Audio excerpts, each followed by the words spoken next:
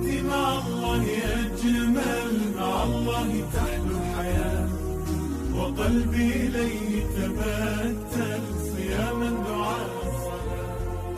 حياتي مع الله أجمل، مع الله. بسم الله،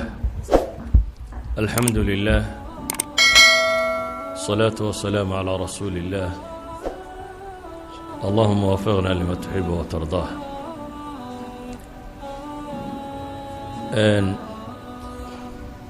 sheekh cabdirasaaq ilaahay ka cafiyo ammaana badan uu sheegayo dib baa si loogu noqon. taa markaan dhaafo xadiidka nebiga calayhi الsalaatu wassalaam uu ku tilmaamaya daaqa طacma aliimaan, waxaa dhadhamiyey ama xalaawat اliimaan. laba xadiidoo صaxiixa.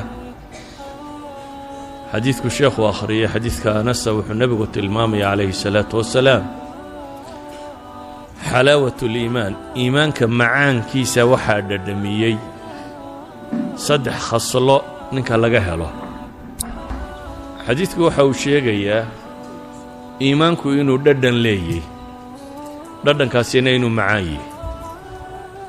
axaadiid kaloo badanina waa tilmaamaysaa. maalan xadiidka alcabaas bn cabdilmuطalib ee muslimka ku yaalla, daaqa طacma aliimaani man radya biاllaahi rabba wbilislaami diina wabimuxamadin rasuula. nebigu calayh الsalaatu wasalaam daaqa طacma aliimaan buu yidhi, dhadhanka iimaanka waxaa dhadhamiyey. xadiidkan aynu joognaana wuxuu sheegayaa dhadhankaasi inuu xalaawayey, alxuluw, wax macaan. idan iimaanku ilaahay rumayntiisu, yaqiintaasi hadday qalbiga degto,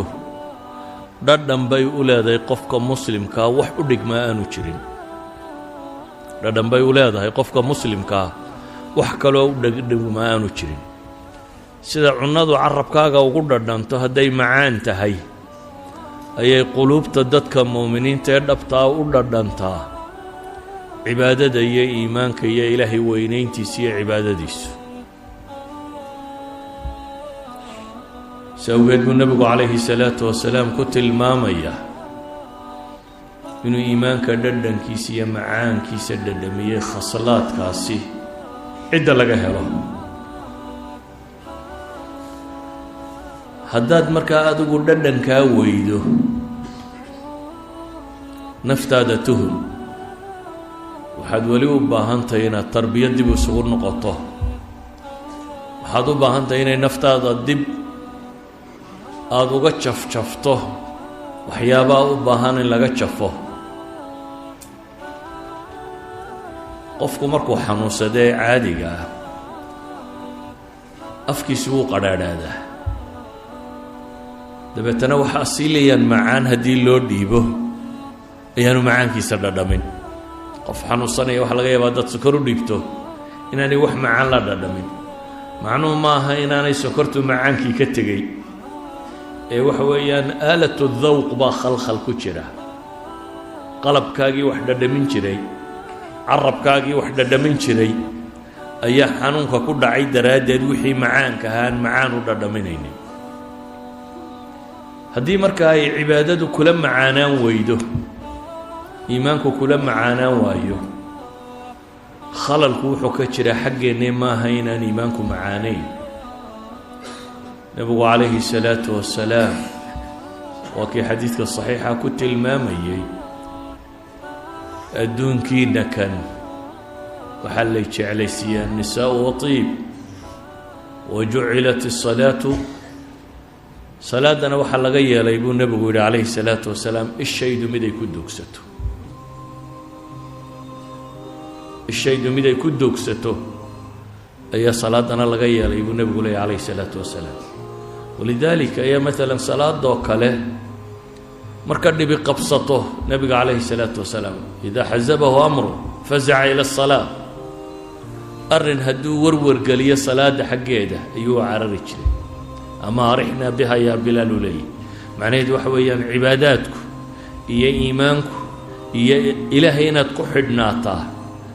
dadkaasi ahlu taqwaa dhadhan bay u leeday al-unsu billaahi wax u dhigmaa ma jiro qofku inuu rabbigii weheshado wax u dhigmaa nolosha ma jirto qofku hadduu rabbigii weheshigiisa uu helo qalbigiisa xasila adduunkaan warwar ku haynin waxa dhacayaan dhib ku haynin arsaaqda intuu helaabuu qanaaco ku qabaa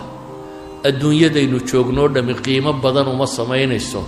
waxaase qiimo u samaynaya rabbu samaawaati waalardi inuu ku xidhnaado sidaa awgeed tana hal qiso haddaan idiin tilmaamo xadiisaan rajaynayo in abu daawuud ku yaallay nabiga calayhi salaatu wasalaam iyo saxaabadiisa way dagaal tageen qolaa dagaal la ysku soo helay waa soo noqdeen iyagoo soo socda ayaa nin gaalada ka mid oo malaa dadkii wax ka soo gaadheen ka mid ah ayaa wuxuu ku nadiray anoo muslimiinta dhiig ka daadiya mooyaane inaanan hadhin laakiin de waa nin quro oo raadco ah uma badrheeri karo markaa wuxuu eganayaa un cid dagan uun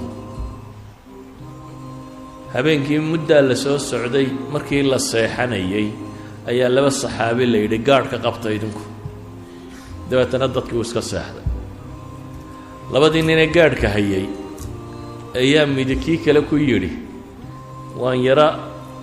laamadoodayaaye ee kici haddaad wax dareento muddo markii la joogay bay dareemeen meeshu inay nabad iska tahay kii hore wuu seexday kii dambana salaad buu galay riwaayaadka axaadiista qaar ka midi waxay leeyihiin suuratulkahf buu akhrinayay salaadda isagoo ku jira ayaa ninkii gaalkee raacdada ahaa ee gaadada ahaa ee daba socdaa arkay ninkan taaganee salaadda ku jira iyo dadkii kaloo aan dhaqdhaqaaq ka jirin intuu meel ugu soo gabaday ayuu leebkiisii qaansadiibuu u cabbaystoo gamuun buu ku dhuftay gamuun baa ku dhacay saxaabigii dabeetana wuxuu necbaystay inuu salaaddiisa gooyo dhadhan buu ku haystay ninkii gaalka ah haddana kii labaad buu ku kiciyey waa ku dhacay bay yidhaahdaan haddana waa ku kiciyey dhowr leeb markay ku dhacday ayay soo gaadhay xilligii rukuucda wuu rukuucay markii uu dhaqdhaqaaqii ninkii inuu rukuucay dareemay ayuu is yidhi de waa lagugu soo bixiyo gaalkii uu iska tegey dhiiggii ninkan ka dareerayey ayaa qulqulkii wuxuu u galay ninkii jiifay hoostiisa kii baa dhiigga arkay markaa wuu kacay isagoo leh subxaana allah war maxaad ii kicin weyde salaaddii markuu dhammaystay wuxuu yidhi waxaan ku jiray salaad baan tukanayo ilaahay baan la hadlayo waxaan necbaystay inaan munaajaadka rabbi kala gooyaa baan necbaystay yacnii ninkan nabarradu ku dhacayaan ee haddana dhiiggu dareerayo ee taagan mowqifkaasi xarajka ah wuxuu dareemayaa iimaanka dhadhankuu ku haystee kale macaan nabarradan ku dhacaya walidaalika baa bacdu salaf waxaa la sheegaa adin baa la yidhi baa lagaa qalayaa markaasay yidhahdeen bunji cab bunjigu waa bahalladan la ysku suuxiyo yacnii bunjigaa cab waad suuxaysaa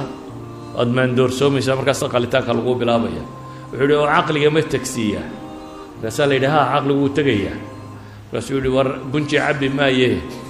salaad baan geliya markaan salaada galo wixii idinka idiin muuqdo sameeya salaad buu xidhay bay yidhahdaan intuu salaadda ku jiraa la qala yacni salaaddaa uu galay dhadhanka iyo macaanka uu ku haystay daraaddeed baa waxaanu dareemaynin birta lagu jarayo xataa culimmadan sayniska ee dambe waxyaabay tiltilmaaman ay yidhaahdaan maskaxdeennu waxay soo daysaa hormoonno tiro badan oo qaar ka midi ay qofka bini aadamkaa dejiyaan ama suuxiyaan siiba maalan markaad dagaalamayso dee qof istishaan nabarraa kugu dhacaya nabarradaa intaad dagaalka ku jirto oo dhan dareemi maysid hadhow marka laydin kala qabto aad fadhiisataa unbaa meel walba ku damqanaysaa oo halkan naawalba kiiba igu dhuftay baad leedahay markaad dagaalamaysa maxaad ogaan weyday waxay dhahdaan hormoonnay maskaxdu soo daysaa marka ay qaab kaa galayso qofka dejiyo oo sakhraamiyo oo ilowsiiya nabarrada ku dhacaya waxay ugu badan yihiin bay dhahaan maalan dumarku markay umulayaan umusha ilaahay baa ku dhaafiya oo lowla aanay hormoonnadaasi soo da'aynin haweenku inay umulaan way adkaan lahay saa daraaddeed qofku cibaadada markuu dhadhankeeda helo sideeduu u degaa alaa bidikri illaahi tatma'inu lquluub baa ilaahay tilmaamaya war hooya ilaahay dikrigiisa iyo xuskiisa ayaa quluubta ku xasishaa marka waxaynu leenahay sida uu nebi moxamed sheegay calayhi الsalaatu wasalaam iimaanku dhadhan buu leeyay daaqa طacma aliimaan kanna waxaa la yidhi ثalaaثun man kunna saddex ninka ku jira wuxuu helayaa xalaawat اliimaan xadiid kale dhadhan buu leeyay buu yidhi xadiidkanna wuxuu sheegay dhadhankaasi inuu macaan yahay macaankaa waxaa helaya sifaadkaasi axaadiistu tilmaamayaan ee ay culammadu inoo sharxi doonto ama xadiidkaasi kale ku yaalla man radya billaahi rabban wabilislaami diina wabimuxamedin nebiya waxaasoo dhan cagsigeeda waxaa la tilmaamayaa iimaan la-aantu inay cidhiidhi leeday waman yacshu can dikri الraxmaani ilaahi subxaanaه wa tacaala waa ka tilmaamaya waman yucrid cidda ka jeesata ilaahay dikrigiisa wuxuu helayaa maxay maciishatan danka nolol cidhiidhiya cidhiidhigu waa wax qalbiga laga dareemo markaa marna qofku macaan buu dhadhaminayaa raaxat lbaal buu helayaa rida nafsi buu helayaa ilaahay u dhowaanshiisiiyuu helayaa marna sakht iyo warwar iyo walbahaar iyo mashaakil ku tiro bata iyo nolosho aan dhadhan u samaynaynin wax kastoo hantiyo maadiyo u haysto bini aadamku meeshuu raaxada ka dareemaa waxa gacanta ku jira maaha waa waxa qalbiga ku jira gacanta waxa ku jira kuwa ugu xoolaa badan leh marar badan bay ugu warwar badan yihiin dunida dadka isdile la sheega waa tabaqa alwusta iyo wixii ka sarreeya faqradu inta badan isma disho waxaan leenahay markaa iimaanku macaan buu leeyahy macaankaasi inay tafsiiliyaan culimmadaan u daynaya anigu waa u furfurayay u leh wasala allahuma calaa muxamedin wacala aalihi wasaxbihi wasalam walxamdu lilahi rabbi